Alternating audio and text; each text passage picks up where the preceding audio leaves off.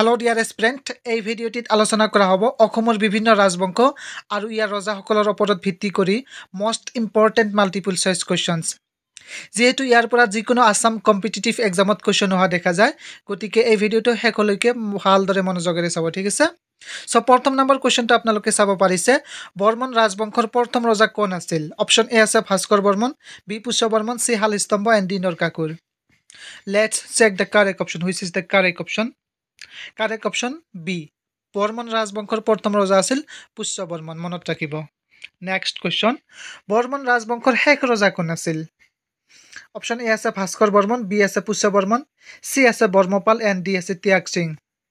ইয়াৰ correct option কোনটো হয় আপোনালোকে কমেণ্ট বক্সত কমেণ্ট কৰি জনাওক। If you are thinking about option A then you are totally correct. Option A হৈছে কাৰেক্ট অপশ্যন, ভাস্কৰ বৰ্মন। বৰ্মন ৰাজবংশৰ শেষ ৰজা আছিল ভাস্কৰ বৰ্মন, মনত ৰাখিব। নেক্সট কুৱেশ্যন, শালস্তম্ভ ৰাজবংশৰ প্ৰথম ৰজা কোন আছিল? শালস্তম্ভ ৰাজবংশৰ প্ৰথম ৰজা কোন আছিল? Let's check the correct option. Correct option is A, Salastambha. Salastambha ৰাজবংশৰ প্ৰথম ৰজা আছিল শালস্তম্ভ। নেক্সট কুৱেশ্যন, শালস্তম্ভ ৰাজবংশৰ শেষ ৰজা কোন আছিল? অপশ্যন এ আছে ৰত্নপাল, বি আছে শ্ৰীহৰ্ষ, বি আছে বৰ্মপাল এণ্ড ডি আছে ত্যাগ সিং। অপশ্যন ডি হৈছে ইয়াৰ কাৰেক্ট অপশ্যন, ত্যাগ সিং।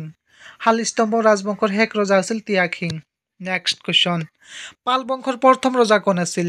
অপশ্যন এ আছে ৰত্নপাল, বি আছে বৰ্মপাল, চি আছে ত্যাগ সিং এণ্ড ডি আছে পৃথু।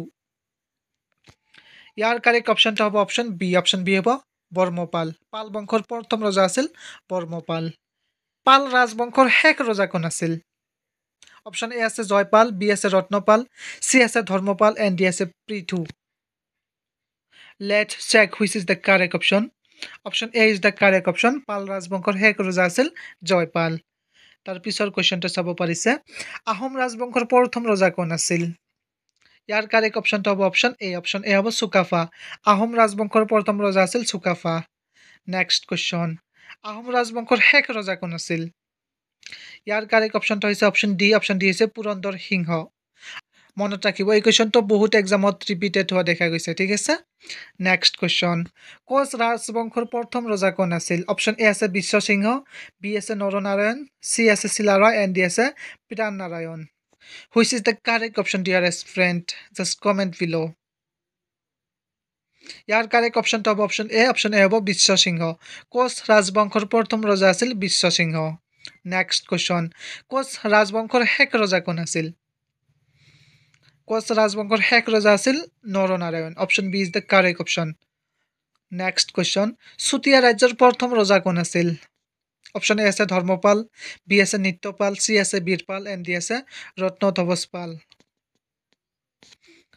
ইয়াৰ কাৰেক্ট অপশ্যনটো হৈছে অপশ্যন চি। অপশ্যন চি আছে বীৰপাল।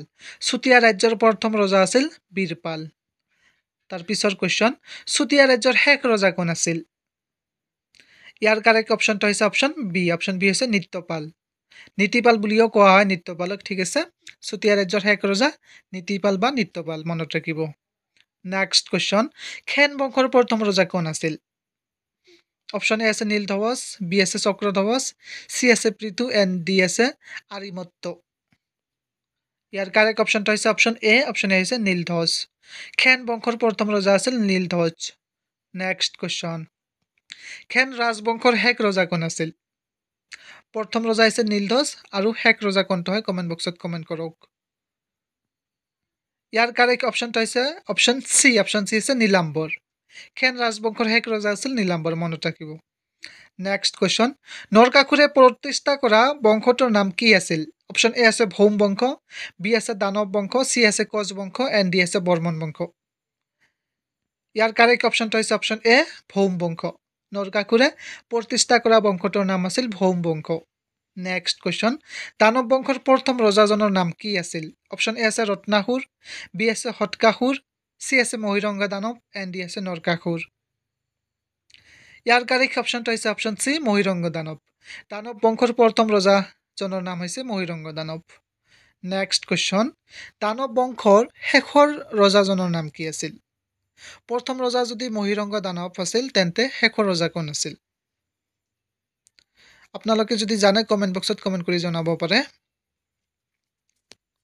ইয়াৰ কাৰেক্ট অপশ্যনটো হ'ব অপশ্যন বি অপশ্যন বি হ'ব ঘটকাসুৰ দানৱ বংশৰ শেষৰ ৰজাজনৰ নাম আছিল ঘটকাসুৰ নেক্সট কুৱেশ্যন কোন আহোম ৰজাই দিহিঙীয়া ৰজা নামেৰে জনাজাত আছিল অপশ্যন এ আছে চুকাফা বি আছে চুহুংমুং চি শুক্লেংমুং এণ্ড ডি আছে ৰাজেশ্বৰ সিংহ ইয়াৰ কাৰেক্ট অপশ্যনটো হ'ব অপশ্যন বি হ'ব চুহুংমুং নেক্সট কুৱেশ্যন ফৰ ইউ এই কুৱেশ্যনটোৰ এনচাৰ আপোনালোকে কমেণ্ট বক্সত কমেণ্ট কৰি জনাব ঠিক আছে কোনে শিৱসাগৰৰ শিৱদৌল নিৰ্মাণ কৰিছিল অপশ্যন এ আছে ৰাজেশ্বৰ সিংহ বি আছে লক্ষ্মী সিংহ চি আছে প্ৰতাপ সিংহ এণ্ড ডি আছে অম্বিকা ইয়াৰ কাৰেক্ট অপশ্যন কোনটো আপোনালোকে জাষ্ট কমেণ্ট কৰি জনাব ঠিক আছে চ' থেংক ইউ ফৰ ৱাচিং দিছ ভিডিঅ' কিপ ৱাচিং কিপ লাৰ্ণিং